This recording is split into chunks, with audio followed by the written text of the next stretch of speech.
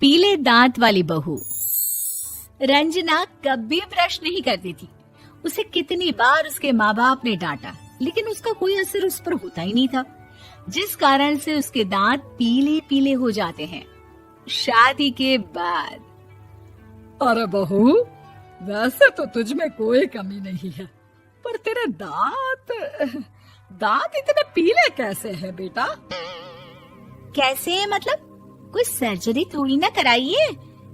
वो तो क्या नाम, मैं ब्रश नहीं करती थी तो पीले हो गए। अब क्या करूं? आप कहें तो लाल करवा लूं या फिर काले? यार ये क्या है, क्यों माँ से लड़ रही हो? लड़ रही हूँ? अरे मैं लड़ रही हूँ या ये बोल रही है कि दांत पीले हैं, पीले। अरे तपस्या थोड़ी ना की है इन्हें पीले करने के लिए। बकायदा ब्रश नहीं किया है 20 साल तक, तब जाकर। छी, कैसी बात कर रही हो? ये उस वक्त तो पीले नहीं थे जब हम लोग तुम्हें देखने आए थे। अरे तब साफ करवा लिया होगा डेंटिस्ट के पास जाकर। अब देखो कैसे पीले पीले लग रहे हैं। रंजना सास की तरफ गुस्से से देखती है। फिर शुरू हो गई पीले पीले पीले। अरे पीले तो तब भी थे जब मेरे हाथ का रसगुल्ला उड़ा उड़ा कर खा रही थी और बोल रही थी, लड़की नहीं गुणों का खजाना दे रहे भाई साहब आप। खैर, अब वो लोग करते भी तो क्या करते, पीले दांत वाली बहू पल्ले पड़ी थी तो झेलना तो था ही। एक दिन कीर्तन में रंजना गाना गा रही थी। अरे कमला बहन, माँ का द्वार है, यहाँ तो सब शुद्ध होकर आते हैं, फिर अपनी बहू को ब्रश भी नहीं करवाती तुम। दूर से पीले पीले दांत भक्ति में बाधा उत्पन्न कर रहे हैं। अरे कोई 2 साल की बच्ची थोड़ी ना लेकर आई हूँ मैं बहू बनाकर। अच्छी खासी लड़की है, अरे कैसे करवाऊं ब्रश? ये तो उसे खुद करना चाहिए ना। अब माँ बाप तो इसके जैसे तैसे निपटा दिए, ये नहीं सोचा कि सास कैसे संभालेगी। सास बहू को लेकर घर आ जाती है, लेकिन सोच लेती है कि अब इसे लेकर कहीं नहीं जाएगी। अगले रोज बहू कहती है, अरे क्या हो गया, मंदिर नहीं जाना क्या? कीर्तन का वक्त हो रहा है। मेरी मधुर वाणी से कान्हा जी जागते हैं और सोते हैं। आप तो जानती है ना उनकी भक्ति में कितना मन लगता है मेरा। वो क्या है ना, तबीयत ठीक नहीं लग रही है मेरी, आराम करूंगी मैं। तबीयत ठीक नहीं लग रही? अभी तो मिथुन के गाने पर नाच रही थी आप, और अब बोल रही है कि तबीयत ठीक नहीं लग रही। अरे भक्ति में मन लगा लो सासू माँ, ऊपर जाना है, क्या मुंह दिखाओगी आप? हाँ? सास को बहू की बात पर गुस्सा आ जाता है। मैं क्या मुंह दिखाऊंगी, इसकी चिंता तो ना कर, समझी? अपने मुंह की चिंता कर, जो ये पीले पीले दांत लेकर हर जगह पहुंच जाती है। पता है लोग कितना मजाक बनाते हैं। ना जी ना, मैं नहीं जाना कहीं तेरे साथ। तो ये बात है, कोई ना, मत जाओ, मैं अपने कमरे में ही बैठकर भक्ति कर लूंगी।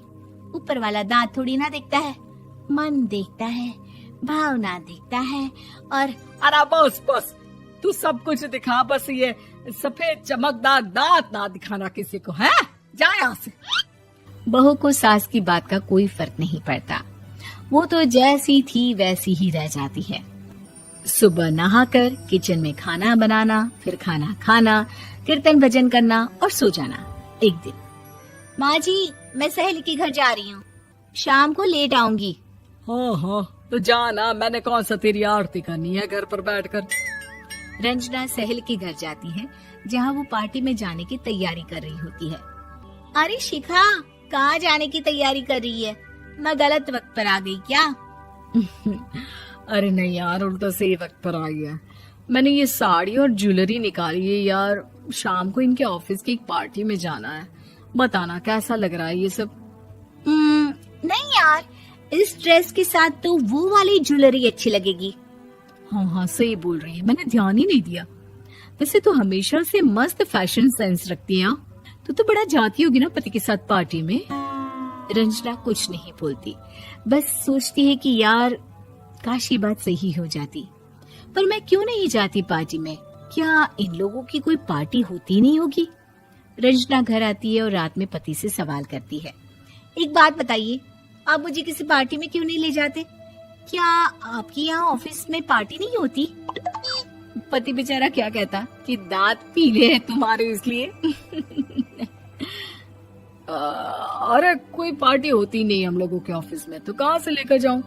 और मार्केट, मॉल, कहीं वीकेंड घूमना, कहीं तो।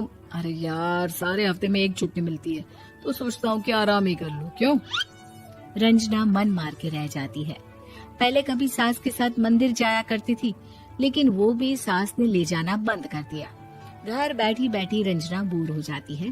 तभी उसे आइडिया आता है और वो मायके जाने का सोचती है। सासू माँ, 2 दिनों के लिए मम्मी के घर जा रही हूँ। अच्छा ठीक है, आराम से जा। और हाँ, माँ से कुछ अच्छी आदत सीख कर आना कि कैसे शरीर के हर भाग की तरह दांतों की सफाई भी जरूरी होती है, समझी? शुरू हो गई ना आप। वो लोग आपकी तरह नहीं है कि छोटी छोटी बात का बतंगड़ बना दे। उन लोगों के लिए मैं मायने रखती हूँ, ना कि मेरे पीले पीले दांत। रंजना माँ को बिना बताए उन लोगों को सरप्राइज देती है, लेकिन जैसे ही वो दरवाजे पर पहुँचती है, अंदर देखती है कि घर वाले कहीं जा रहे होते हैं। अब माँ, काश रंजना दीदी के दांतों वाली प्रॉब्लम नहीं होती, तो वो भी हम लोगों के साथ चलती ना बुआ जी की बेटी की शादी में। हाँ बेटा, लेकिन अब उसे कौन समझाए कि उसको उसके पीले दांत नहीं दिखते, लेकिन उसके आसपास के लोगों को कितना एम्बैरेसिंग फील कराते हैं। मुझे तो कितनी बार उसके स्कूल की टीचर ने शिकायत की कि उसके साथ कोई लड़की बैठना भी नहीं चाहती, और ना ही कॉलेज में कोई उससे बात करना चाहता था। लेकिन पता नहीं क्यों उसे ये बात समझ में ही नहीं आती। कोई कमी नहीं है उस लड़की में, बस यही कि दांत पीले हैं। वो तो भला हो जीजा जी और उनकी माँ का, जो दीदी को जैसी है वैसे ही रखा हुआ है। रंजना को अपने घर वालों की बात सुनकर बहुत दुख होता है। वो सोचती है कि वो क्या करे, लेकिन फिर वो सीधा डेंटिस्ट के पास जाती है, अपने दांत चमकाती है और कसम खाती है कि वो रोज ब्रश करेगी। अरे क्या हो गया? तुम तो 2 दिनों के लिए गई थी ना, पर कोई ना, अच्छा है, चलो आ गई तो। रंजना सास के सामने आकर खड़ी हो जाती है और पूरी स्माइल करती है, उसके चमकदार दांतों को दिखाती हुई। हैं? चले मंदिर। माँ, मुझे माफ कर दीजिए, मैंने आप लोगों को बहुत एम्बैरेसिंग फील करवाया। मैं आज से रोज ब्रश करूंगी।